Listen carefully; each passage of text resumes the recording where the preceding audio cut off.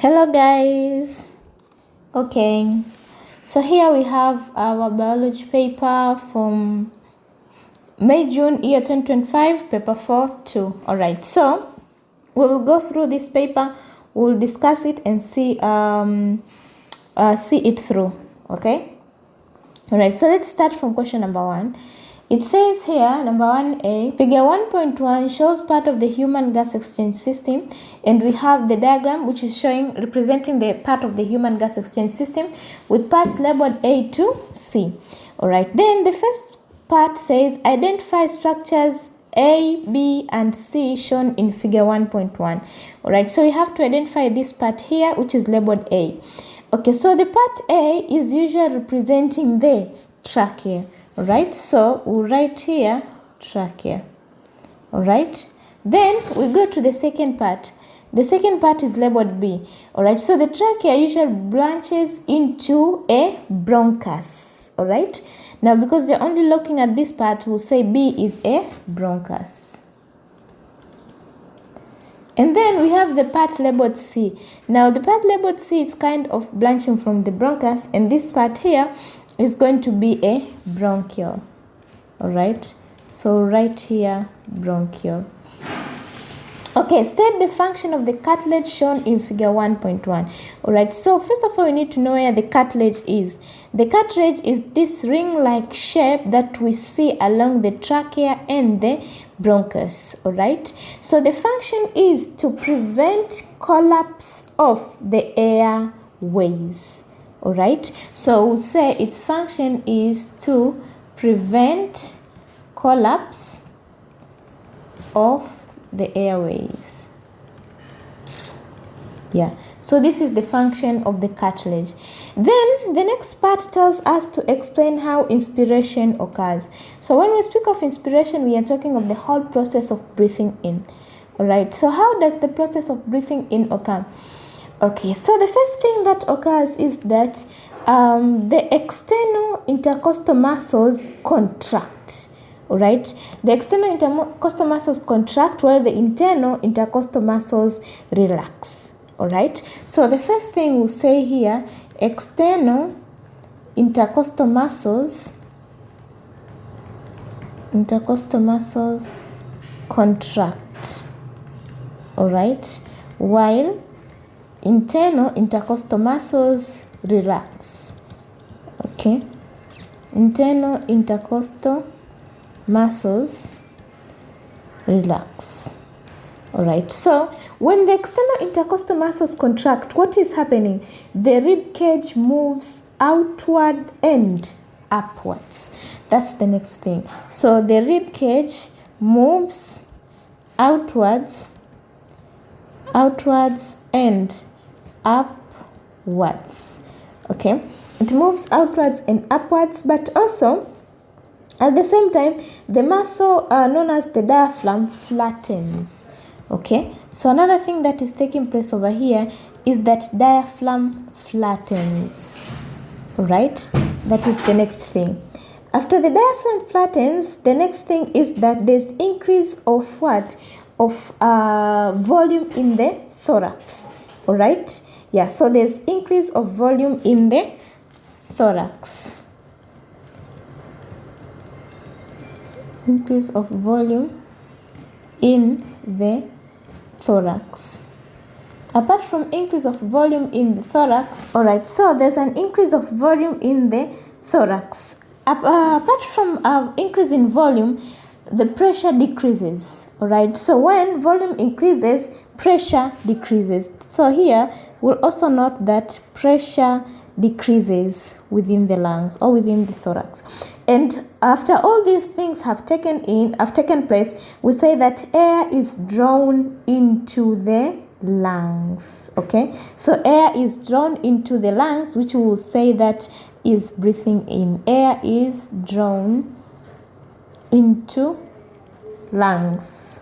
Okay, right, so air is drawn into the lungs after external intercostal muscles have contracted, after the rib cage moves outward and upwards, after the diaphragm flattens, and of course after the volume increases but pressure has decreased. And that is how inspiration occurs.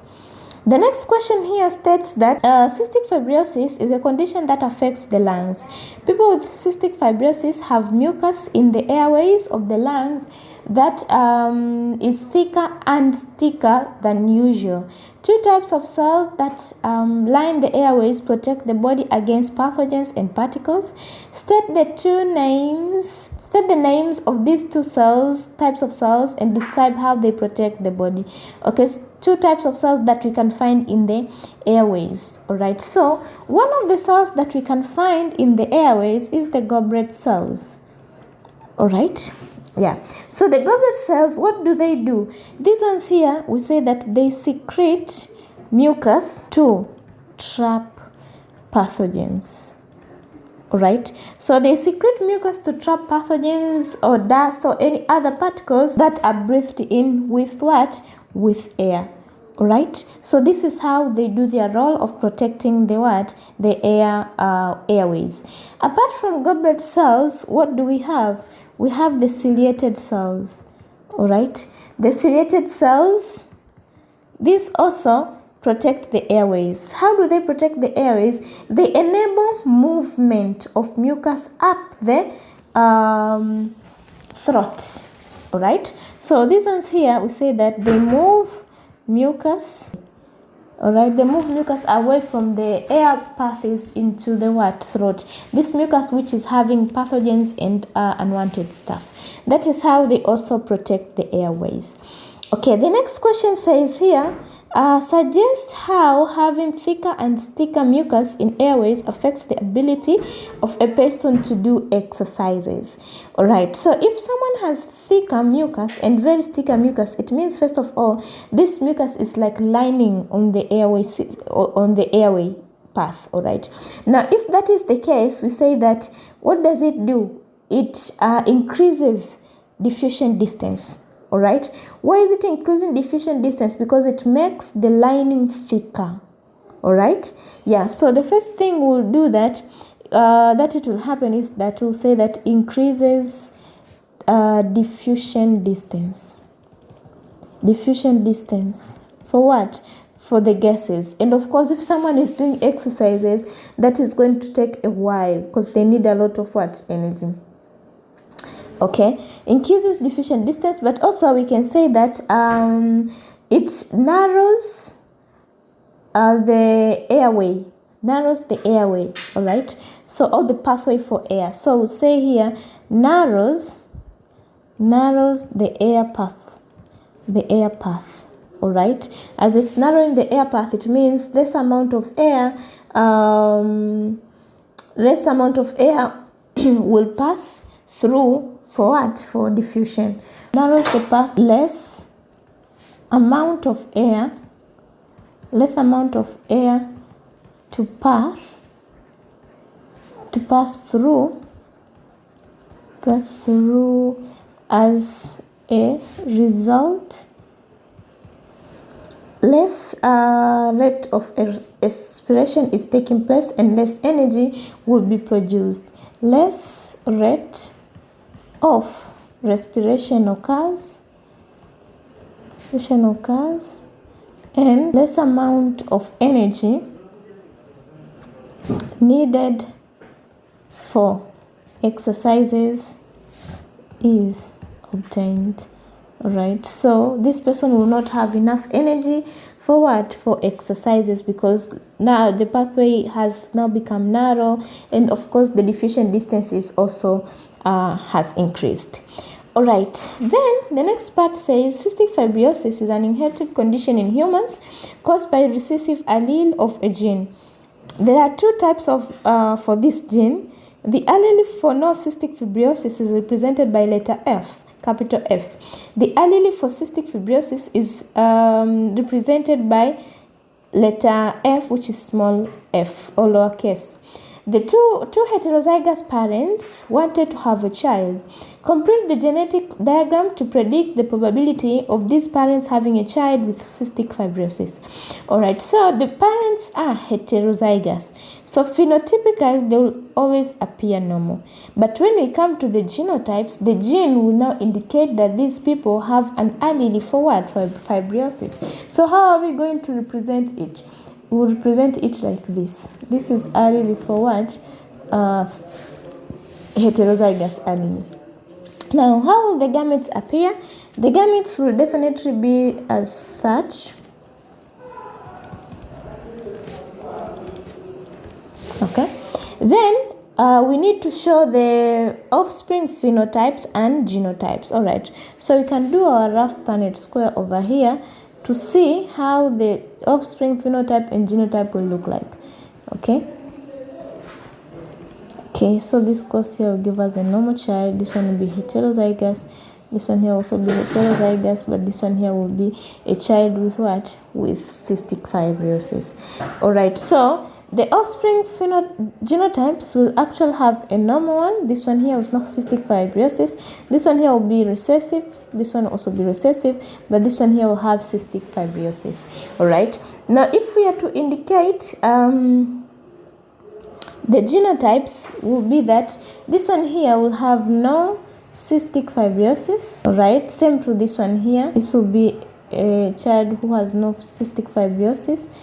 When observed phenotypically, then this one here will have cystic fibrosis. All right. So these will be the phenotypes of these children. All right. Probability of having a child with cystic fibrosis. Of the 4 offsprings obtained over here, it's only 1 with the probability of having what? Cystic fibrosis. So if you are writing the probability of having a child with cystic fibrosis, it will definitely be 1 out of 4, or we can say 0.25. That is the probability. All right, 0.25. Okay, we move to the next question. The next question states that figure 2.1 is a photomicrography of human blood, and we can see we have parts labeled J, E, F, G, and H. All right, then use the information in figure 2.1 to complete table 2.1.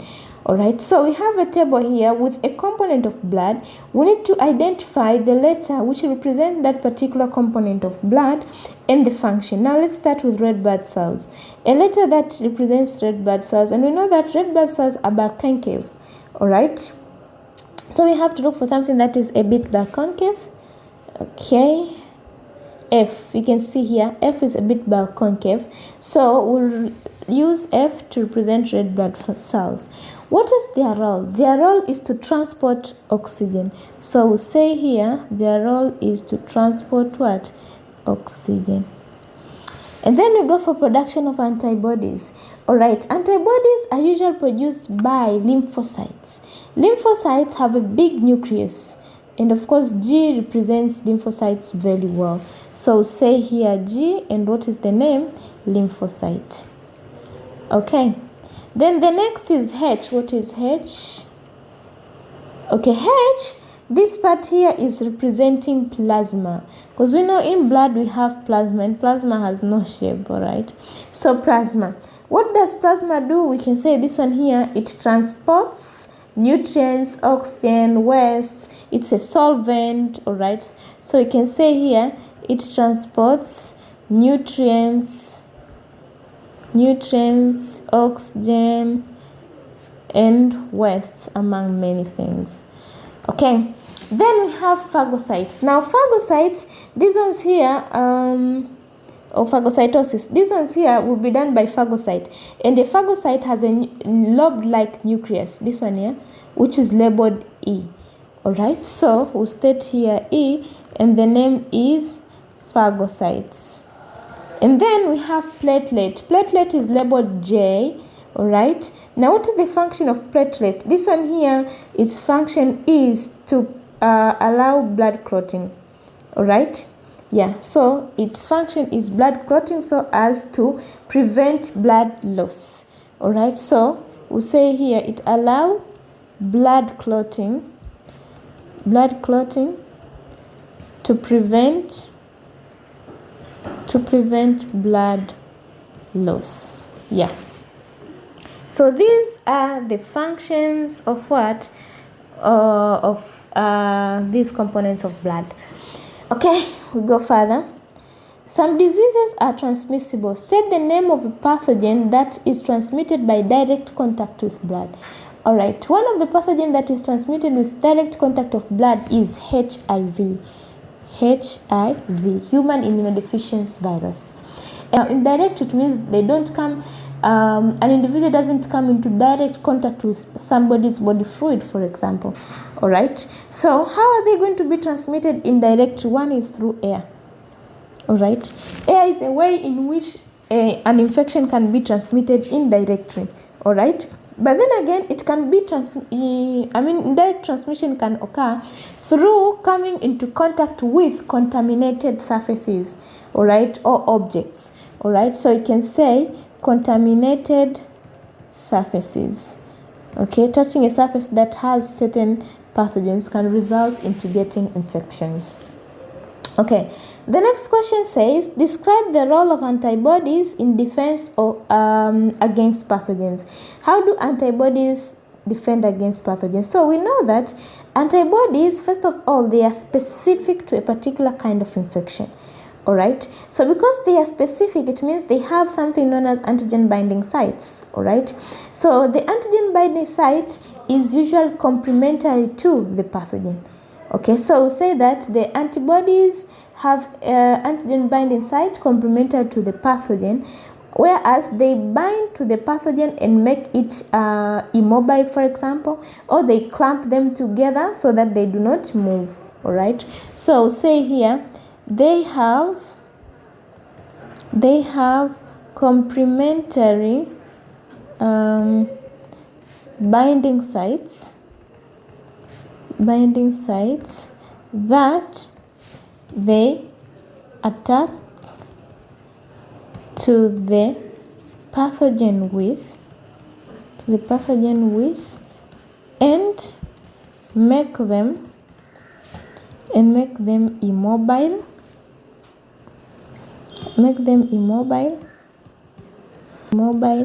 inactive, or clamp them together. This is what the antibodies do. All right, yeah, and then clamp them together. Okay, clamp them together and destroy them. All right, so they mark them and clamp them together, destroying them so that they are not able to function. Okay, explain how active immunity differs from passive immunity. All right, so active immunity, this is a kind of immunity that is obtained after getting an infection. All right, that's one difference. But when it comes to passive immunity, you just get it from someone else. But active immunity, to say first of all, active immunity is obtained after an infection or vaccination. All right, this is one way. But apart from that, we say that it involves, after you get infected, the body produces what? Lymphocytes. It activates the lymphocytes to produce what? Antibodies that can act against that pathogen. So say that it involves production of antibodies specific to the kind of pathogen, specific to a pathogen or to the pathogen that has been produced. All right, but also I would say that it involves production of memory cells,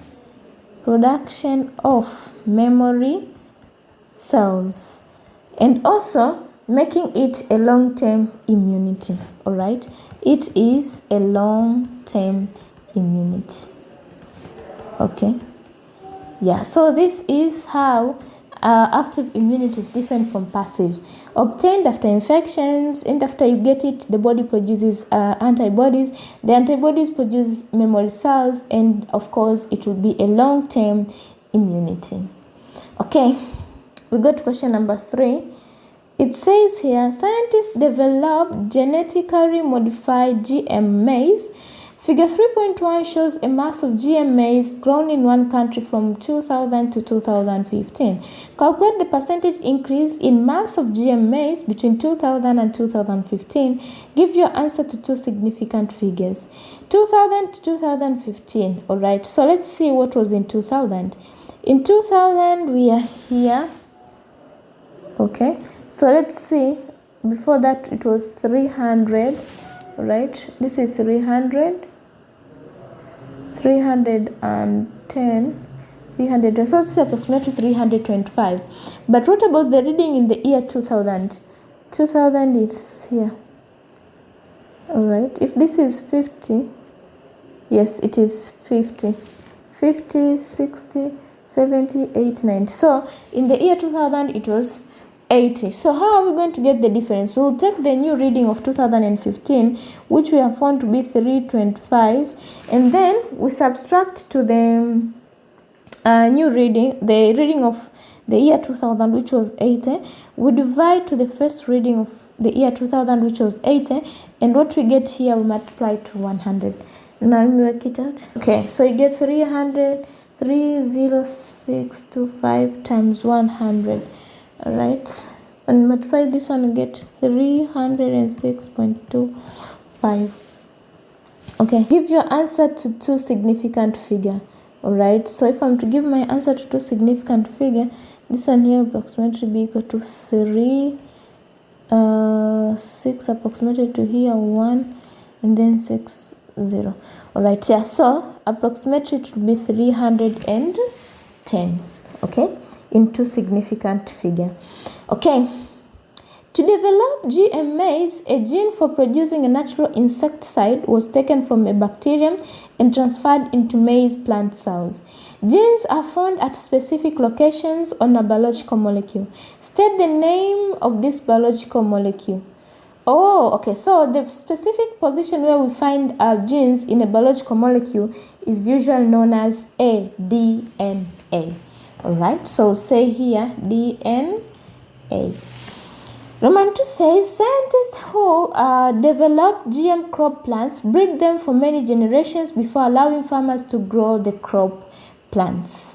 Suggest why scientists breed GM crops for many generations. Okay, so why do they actually breed them for many generations before actually maybe allowing the use for these plants?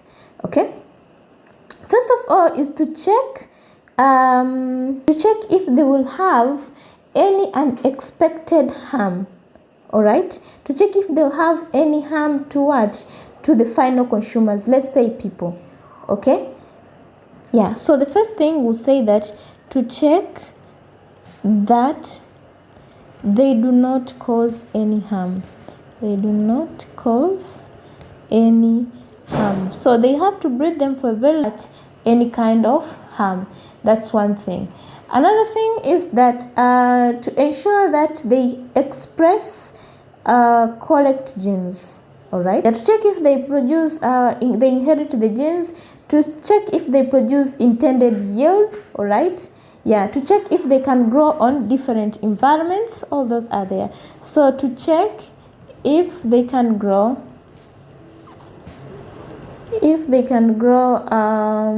in intended environment, intended environment. Yeah, so these are some of the reasons as to why they are breeded for a very long period of time and have been genetically modified. Describe how a gene can be transferred from one organism to another using genetic modification. All right, so genes can be transferred from one organism to another by genetic modification. First of all, the first step is that there's extraction of genes from an organism using restriction enzyme. That is the first thing. So we'll say here, the first thing is extraction of a section of DNA from an organism using restriction enzyme.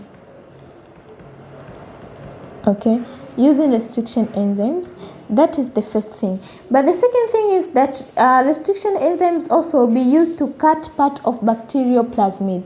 All right, so we'll say here restriction enzymes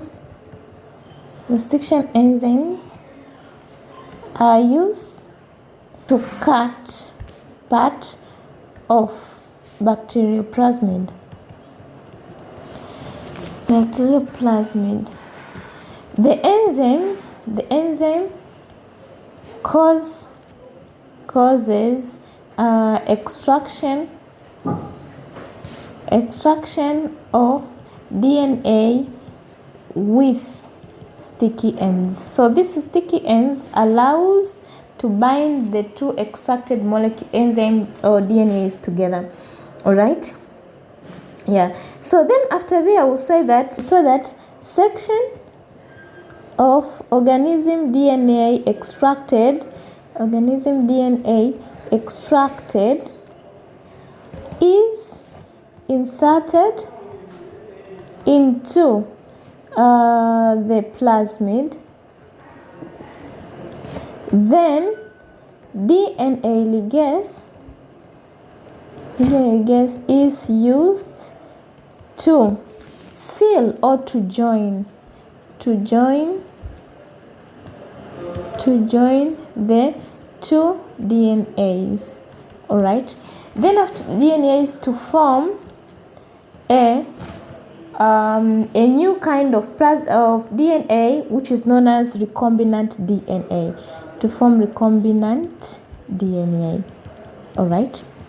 Yeah, that is the first thing that is done. Then after that, the recombinant DNA is multiplied or allowed to grow or allowed to reproduce in a fermenter, and then after it's allowed to reproduce in a fermenter, extraction is done from the fermenter and purification of that particular new DNA. Then we'll say here the recombinant DNA is grown in a fermenter.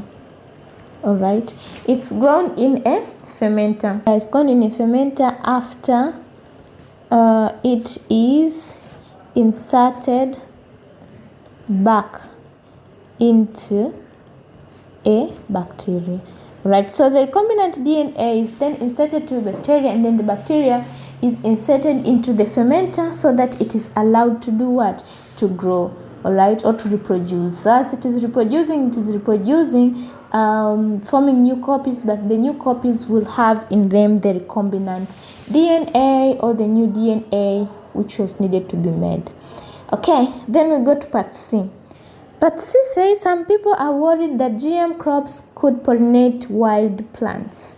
All right, suggest how pollination between GM crops and wild plants could be prevented. All right, so one way to prevent pollination between wild crops and GM plants is covering flowers of GM crops. All right, so say here, cover flowers of GM crops. So when these ones are covered, it means even when the pollinators come, they will not leave their pollen onto these places. All right, but also you can just choose to grow the GM plants in a separate area, like a grass house. All right, so you can say here, grow GM crops in a grass house. Yeah, and hence you have prevented this pollination. And then state 2 advantages of GM crops other than insect resistance. Okay, some other importance of using GM crops rather than the insect resistance. First of all, it results into reduction of pollution. So we'll say it reduces pollution. Why will it reduce pollution? Because we make some crops that are now resistant to weeds. Yeah, so we'll not need to apply weeds or herbicides on the farm. Hence, we'll have reduced the pollution rate. Apart from from that, we say that they provide additional nutrients. All right. Apart from additional nutrients, they give improved yield and of course high quantity of what? Of yield within a short period of time. So here we'll say that they give improved yield. Improved yield. You harvest a lot within a short period of time. Yeah, so those are some other advantages of GM crops. Okay, question number 4. Question number 4 says, xerophytes are plants that show adaptive features for dry habitats. Complete the sentence to define the term adaptive feature. An adaptive feature is an inherited feature. Alright, so it's an inherited feature that helps an organism to grow, reproduce, and survive. All right, in its environment. That helps an organism to survive and reproduce in its environment. So that is the definition of an inherited feature. Marram grass is a xerophytic plant. Figure 4.1 is a photomicrography of a cross-section of a marram grass. Okay, so this is the cross-section of the marram grass, all right, with the magnification of 10. Using figure 4.1, describe the visible features that identify this as a xerophyte. Okay, so visible features that identify it as a xerophyte. One of it is that it has hair-like structures. We can see, all right, so it has hair. But apart from that, it has only one sunken, it has few sunken what? Stomatas. All right, we can see over there. So we'll say that it has sunken stomata, but also it has a thick cuticle. All right, so here we'll say again, it has sunken, but also we'll say that it has thick cuticle, right? Yeah, so these are some of the xerophytic features that we can see on a marram grass. Okay, so let's proceed. The mean cell wall thickness of an epidermal cell from one species of a xerophyte is 1.276 micrometers. Convert 1.276 micrometers into millimeters. Now we know that 1 millimeter equals to 1,000 micrometers. Now 1.276 micrometers would be equal to how many millimeters? So it's equivalent to 276 divided by 1,000. All right. When you do that, you'll get the answer is 0.00126 millimeters. All right. Yeah, so that is the answer. And then state the name of carbohydrate molecule used to build cell walls in xerophytes. Now, xerophytes are also plants.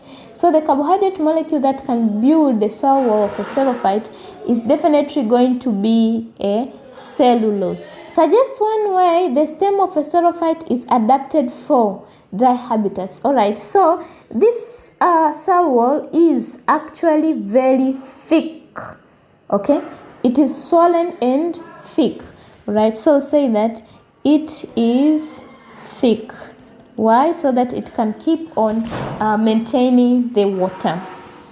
Figure 4.2 is a diagram showing the root systems of two different species of xerophytes. We have species 1, which we can see the roots over here a bit shallow just below the ground. And then we have species number 2, which we can see the root going deep down. Okay, describe the two root systems shown in figure 4.2 and suggest how each of one is an adaptation for living in a dry environment. All right, so we'll start with species number 1. Species 1 will say that it has shallow roots, all right, or roots just below the surface. Why? Because these roots have adapted to absorbing just any little amount of water that will be present on the environment, maybe from what? From rain.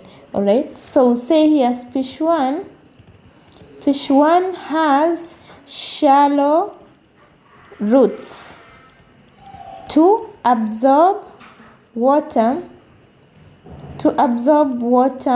from rainfall. All right, to absorb water from rainfall, just any little amount of water that will be there, these roots will do what? Will absorb it. And then for species 2, we say that it has deep roots, has deep long roots. Why? To absorb water from deep into the ground. All right, so it has those roots to absorb water deep into the ground. Yeah, so those are the explanations of the roots that we see over there. Okay, question number 5. Figure 5.1 is a diagram of a root hair cell, and we can see here that we have water molecule and we have nitrate ions. All right, yeah. Then using the information, explain how nitrate ions are transported into the root hair cell. Okay, so we have to know that nitrate ions, when we look at them, they are highly concentrated inside the root hair cells rather than the surrounding. So they will move by active transport. Okay, yeah. So we'll say here they move by active transport from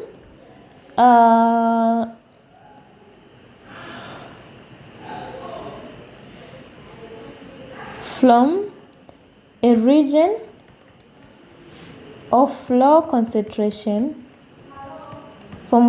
of low concentration, to high concentration.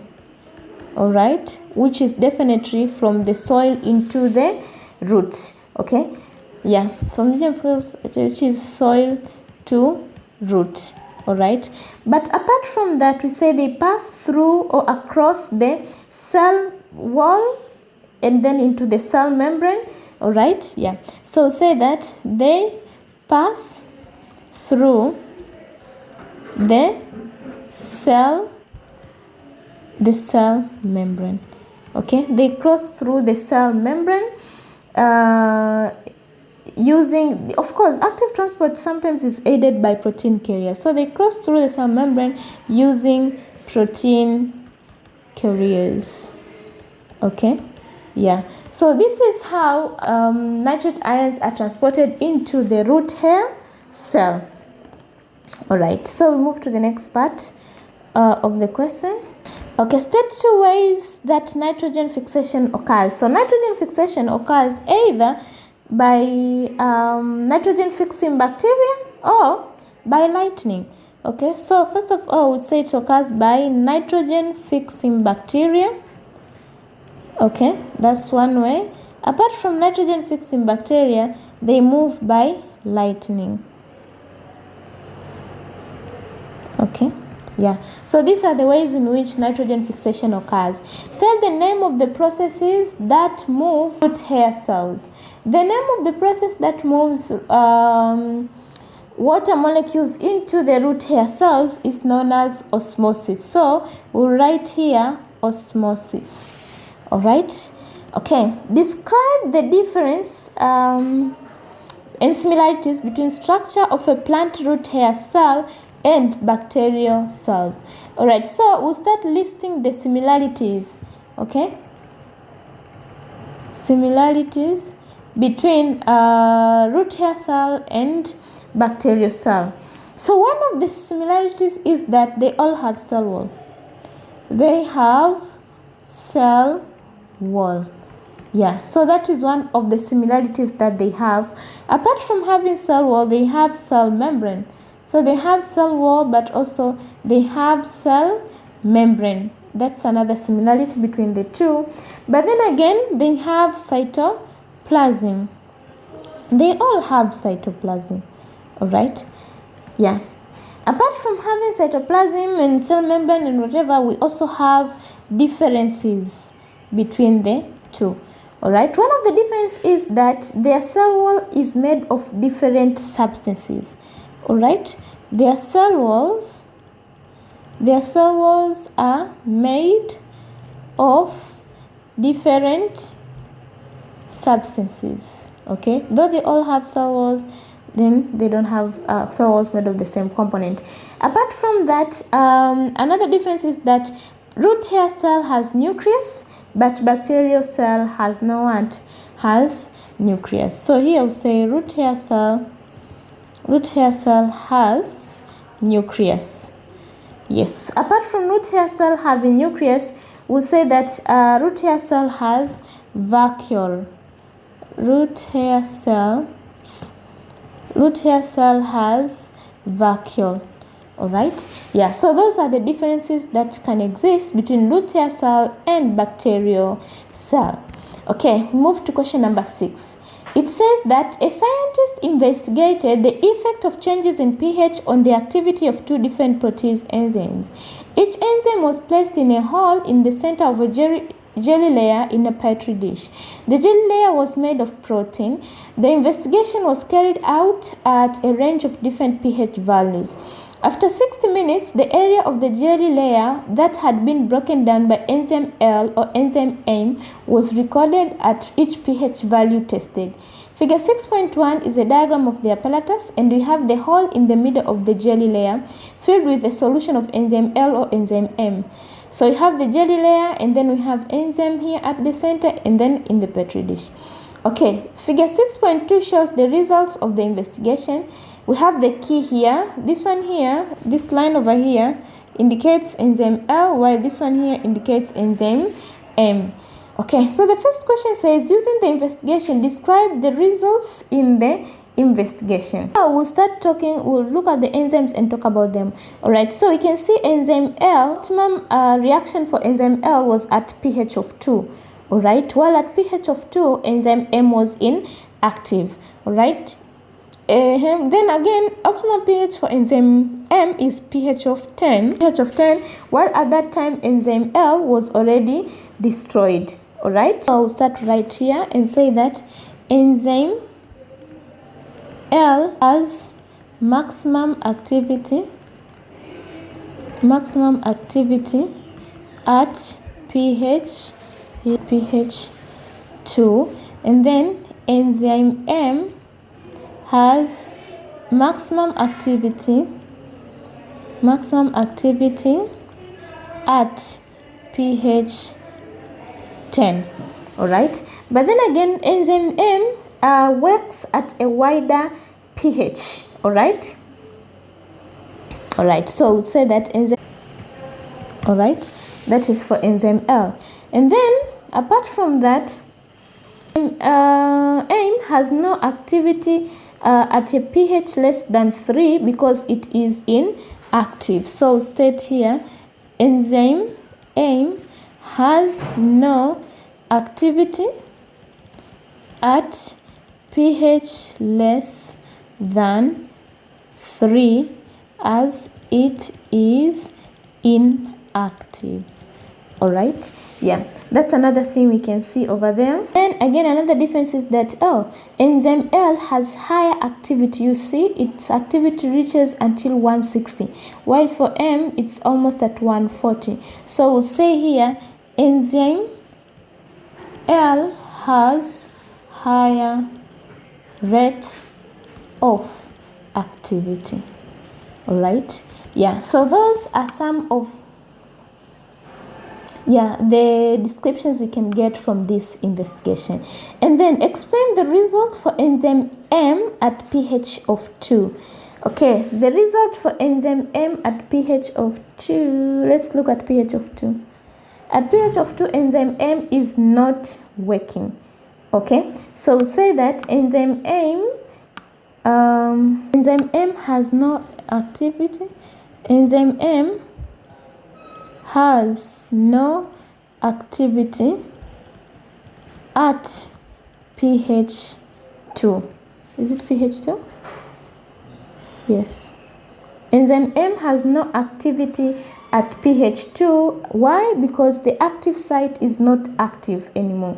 Alright, so because the active site is not active, hence no substrate formed. Why? The enzyme does not bind to active, does not bind to substrate, then you say no enzyme substrate complexes are formed,